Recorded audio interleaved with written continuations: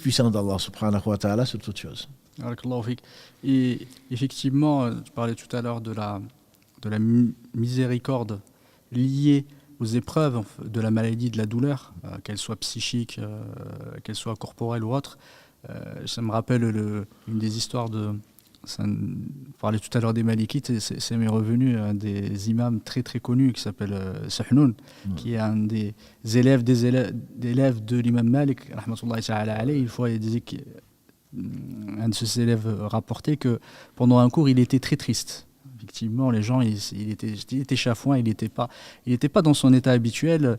Et effectivement, on lui a posé la question, pourquoi tu es triste comme ça? Il a répondu, ça fait un moment que j'ai pas été éprouvé.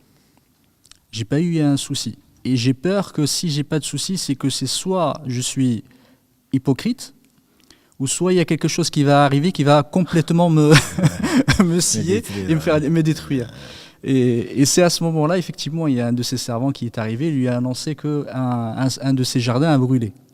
Et là, il était content, il était enjoué, parce que pour lui, il disait à ses élèves, il disait que cet événement-là ne fait que retarder ou ne fait que repousser quelque chose qui était beaucoup plus grave. Et ça m'a vraiment touché, parce que, alhamdoulilah, comme tu as dit, le croyant effectivement est éprouvé, il est content d'être éprouvé, parce que l'épreuve, on sait qu'elle vient d'Allah subhanahu wa ta'ala, et qu'il n'y a rien de plus véridique. Et il faut on essaye effectivement de prendre du recul sur les choses quand on est éprouvé, surtout par la maladie. Comme tu l'as si bien dit, que quand ça nous arrive, c'est que ça n'a repoussé que quelque chose de plus grave ou de plus grand.